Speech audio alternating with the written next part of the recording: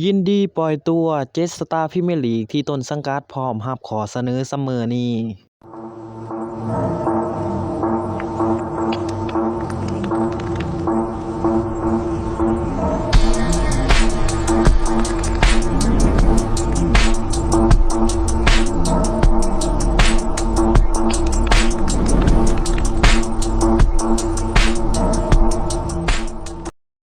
หลายสโมสรในพรีเมียร์ลีกอังกฤษเตรียมขยับตัวเสริมทัพในช่วงซัมเมอร์นี้แต่การจะทำแบบนั้นได้พวกเขาต้องมีการขายนักเตะเพื่อจะได้มีเงินทุนพอที่จะเฮ็ดให้บ่ขัดกับกฎการเงินด้วยเหตุนี้เฮ็ดให้ทีมยักษ์ใหญ่ในศึกเมืองผู้ดีพร้อมเปิดรับข้อเสนอจากทุกสโมสรที่แสดงความสนใจในนักเตะของพวกเขาเนื่องจากผู้เล่นบางคนก็บ่เหมาะที่จะอยู่กับสโมสรต่อไปงานนี้บอกเลยว่า7รายชื่อนักเตะที่ต้นสังกัดพร้อมรับข้อเสนอจากทีมต่างๆในช่วงตลาดพ่อค้าแข้งช่วงซัมเมอร์นี้ระดับฝีเถ้าบ่ธรรมดาแต่จะมีไผกันแหน่ต้องมาพิจารณากันเบิ่งโดยคนแรกเป็นอังเดร โอนานาจากสโมสรแมนเชสเตอร์ยูไนเต็ดโอนาน่ากลายเป็นแพะรับบาปบ่อยๆนับตั้งแต่ที่รับบทเป็นโกมือหนึ่งของสโมสรแมนเชสเตอร์ยูไนเต็ดแม้ความจริงแล้วผลงานที่ย่ำแย่ของทีมส่วนใหญ่มาจากเกมรับที่ห่วยแตกก็ตามแต่บางครั้งนายทวารชาวแคเมรูนมักจะเฮ็ดพลาดแบบบ่น่าให้อภัยจนเฮ็ดให้ชาวโวกเลสอาร์มีมองว่าเขาบ่คู่ควรที่จะเป็นตัวจริงของทีมช่วงที่ผ่านมาโอนาน่าตกเป็นข่าวได้รับความสนใจจากสโมสรในศึกซาอุดีโปรลีกแต่เชื่อว่านักเตะคงบ่ต้องการค่าแรงมหาศาลเพราะเจ้าตัวอยากจะพิสูจน์ผลงานในลีกชั้นยุโรปต่อไปแม้โอนาน่าจะบ่ต้องการอำลาถิ่นโอลด์แทรฟฟอร์ดแต่แมนยูคาดว่าจะได้รับข้อเสนอจากทีมใดก็ได้ในช่วงซัมเมอร์นี้ซึ่งว่ากันว่าเอซีมิลานพร้อมที่จะส่งตัวนักเตะไปร่วมทัพคนที่2เจดอนซานโชเป็นอีกหนึ่งนักเตะของแมนเชสเตอร์ยูไนเต็ดที่ปล่อยให้เชลซียืมตัวหลังจากโชว์ฟอร์มสวยหรูในเกมปะทะกับสเปอร์เฮ็ดให้หลายคนเชื่อว่าเชลซีอาจได้ตัวเจดอนซานโชเวอร์ซันที่อยู่กับบรูเซียดอร์ทมุนด์มาร่วมทัพแต่หลังจากนั้นฟอร์มของนักเตะก็กลับมาสะละวันเตือลงเหมือนช่วงที่อยู่แมนยูนั่นเฮ็ดให้บอร์ดบริหารต้องคิดหนักว่าจะซื้อนักเตะมาร่วมทัพแบบถาวรหรือบ่สิ่งที่เชลซีจะเลือกบ่ซื้อมาร่วมทัพและส่งนักเตะกลับไปยังที่โอลด์แทรฟฟอร์ดขณะที่ต้นสังกัดก็พร้อมเปิดรับข้อเสนอเพื่อปล่อยแข้งรายนี้ออกไปเพราะต้องการลดภาระค่าใช้จ่ายและได้เงินเพื่อมาเสริมทัพใหม่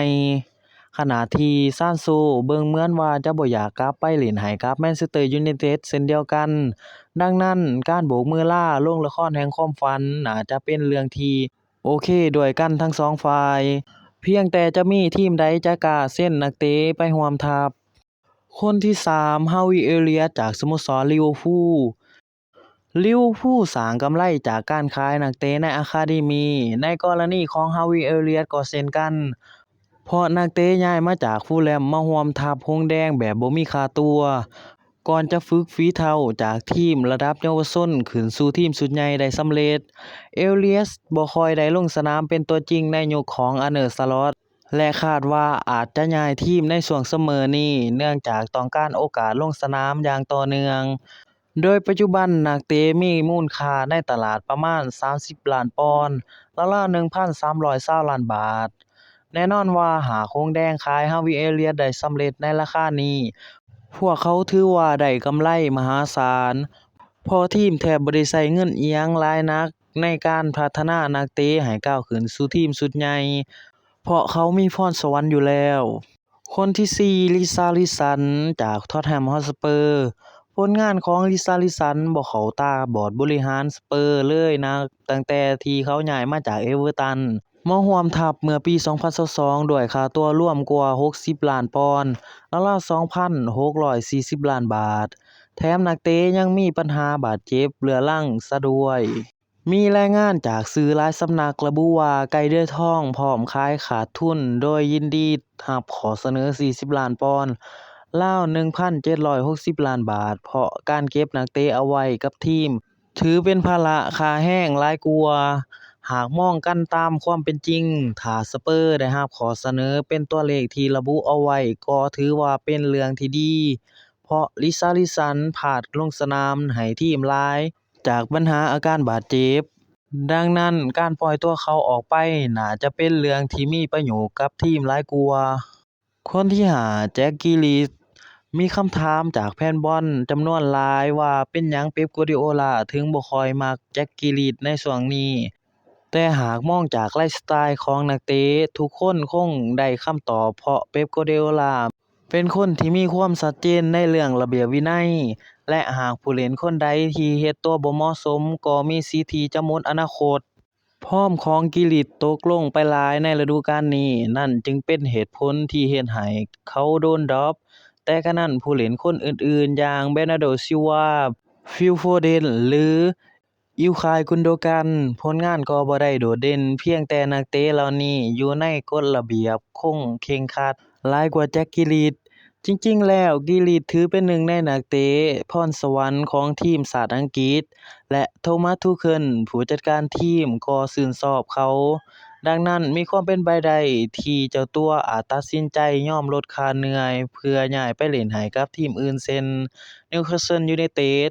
เพื่อเฮ็ดให้เขารักษาตำแหน่งในทีมชาติและช่วยสิงโตคำรามลุ้นแชมป์เวิลด์คัพปี 2026 คนที่หกคริสโตเฟอร์ เอ็นคุนคู มีข่าวพัวพันกับ Bayern Munich และ Manchester United ช่วงเดือนมกราคมที่ผ่านมา หลังบ่ค่อยได้รับโอกาสจากเชลซีและนั่นเหตุผลที่นักเตะกำลังมองหาโอกาสใหม่ในช่วงซัมเมอร์นี้ จะว่าไปแล้วเชลซีก็พร้อมที่จะรับข้อเสนอที่สมน้ำสมเนื้อจากทุกทีมที่ต้องการใช้บริหารเอ็นคุนคู เพราะพวกเขาบ่ได้อยากเก็บผู้เล่นที่บ่ได้อยู่ในแผนสร้างทีมของกุนซือ เอนโซ มาเรสกา และเป็นการลดภาระค่าแรงในทีมอีกด้วย เบิ่งเหมือนว่าเชลซีต้องการค่าตัวนักเตะประมาณ50ล้านปอนด์ราว 2,200 ล้านบาท ซึ่งบ่ค่อยสมเหตุสมผลเมื่อเทียบกับฟอร์มการเล่นของนักเตะในฤดูกาลนี้ แต่กะนั้นถ้าหากมองหาผลงานของนักเตะสมัยเล่นให้กับ RB Leipzig หรือ Paris Saint-Germain ก็ถือว่าพอรับได้ คนสุดท้าย Casemiro เจ้าของแชมป์ยูฟ่าแชมเปี้ยนลีก5สมัยและเป็นหนึ่งในนักเตะคนสำคัญตอนที่อยู่เรอัลมาดริด แถมซีซั่นแรกกับแมนเชสเตอร์ยูไนเต็ดก็ถือว่าโดดเด่นหลาย จนเฮ็ดให้เขาได้รับการยกย่องสูเชิญว่าเป็นหนึ่งในกองกลางตัวรับที่ทรงพลังและมีอิทธิพลที่สุดในโลก ดังนั้นจึงบ่แม่นเรื่องแปลกที่สโมสรมอบค่าแรงมหาศาลถึง 350,000 ปอนด์ ราว 15.4 ล้านบาทต่ออาทิตย์ให้กับนักเตะ แต่สำหรับผลงานในฤดูกาลนี้เบิ่งเหมือนว่ามันสวนทางอย่างสิ้นเชิงและแทบบ่ค่อยได้ลงเล่น ที่สำคัญเวลาลงสนามก็มักจะเฮ็ดผิดพลาดหลายกว่าสร้างโอกาส สำหรับตอนนี้ Casemiro เป็นหนึ่งในรายชื่อที่รูเบน อโมริมหมายหัวที่จะขายทิ้งในซัมเมอร์นี้ ขณะที่นักเตะก็ต้องการโอกาสลงสนามอย่างต่อเนื่อง งานนี้หากมีสโมสรในยุโรปหรือในลีกซาอุดิอาระเบียยื่นข้อเสนอที่น่าสนใจเข้ามาเชื่อว่าพี่แดงพร้อมรับไปพิจารณาทันที เพราะได้ทั้งค่าตั๋วและภาระค่าแรงอีกด้วย